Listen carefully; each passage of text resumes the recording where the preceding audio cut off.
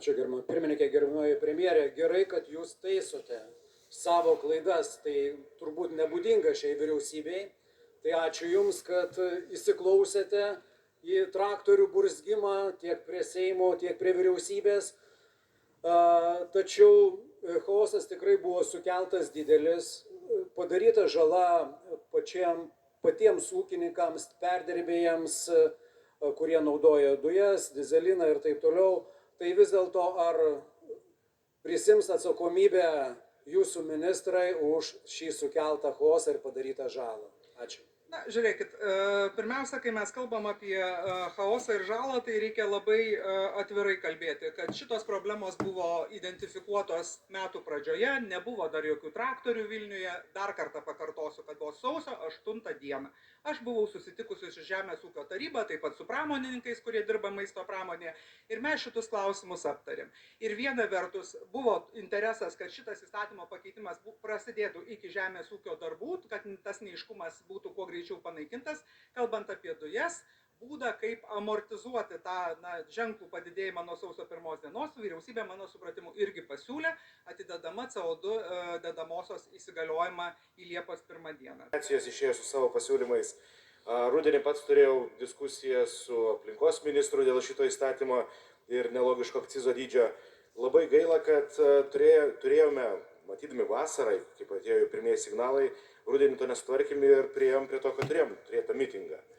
Bet mano klausimas yra kitas. Dėl akcizo aš suprantu, viskas atsisukinėja, aš pats asmeniškai tikrai pats palaikysiu tą mažėjimą, nes jis turi mažėti, bet tas žalesis dyzelis vadinamas.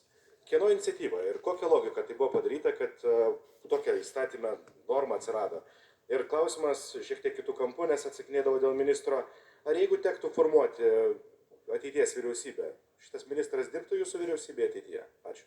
Kadangi nežinau, apie kurį ministrą konkrečiai kalbėjot, tai nekomentuosiu to klausimą ir šiaip nekomentuočiau, bet tiesą sakant, dėl žalio dyzelino nėra didelė paslaptis, kad ne visada jis yra naudojamas ten, kur turi būti naudojamas, tai yra žemės ūkio gamyboje.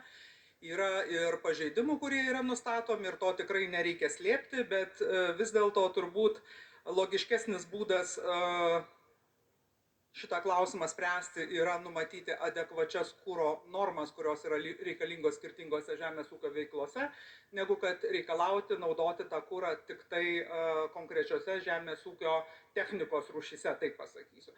Nes tokio kuro naudojimas lengvosiose transporto priemonėse, kaip ten bebūtų, kelia man antakį, aš priimu tuos argumentus, kai pasakojama yra, kad reikia pas karves gal ir su kokiu ten pušdžipiu nuvažiuoti, matyt, kad yra tokių situacijų ir jos yra objektyvas, bet yra ir kitokių situacijų. Bet vis dėlto, galvojant apie maisto grandines, apie jų trumpinimą, apie, sakykime, krovininį transportą, tai tikrai tas susiaurinimas, jis nebuvo būtinas. Ir dabar matyt, kad yra geras laikas tą pakoreguoti, kadangi tuoj prasidės žemės ūkio darbai ir bus galima tą įtampą tiesiog panaikinti. Ačiū, gerbiamas Seimo pirmininkė, gerbiamas Simonas Gentvilai. Tai iš tikrųjų labai Laima Nagienė tau labai taikliai pasakė. Tiesiog išeik vyriškai ir atsiprašyk, kad padarėte klaidą ir pakišote Ingridą Šimonytę premjerę. Ar tai yra žiauriai sunku jums šitą dalyką padaryti? Taigi negautumėte kritikos ir opozicija būtų atlaidesnė. Taigi jūs pats asmeniškai ir jūsų patarėjai biurai pakišo Šimonytę. Ir puikiai jūs tą žinot, Simonai, su tavim kiek kartų buvo kalbėta. Su premjera, net čia salėje premjerė melavo mums, kad nebuvo jokio pasiūlymo. 2 kartus raštu, 2 kartus kalba, 2 kartus su jūsų politiniais biurais buvo kalbėta. Ir jūs šitaip čia meluojat. Kam jūs tyčiat iš tos opozicijos? Žmogiškai teigit, pasakykit, vyrai, padarėm klaidą, atsiprašom. Ir kažką čia mutinat. Kam jūs tą vandenį mutinat?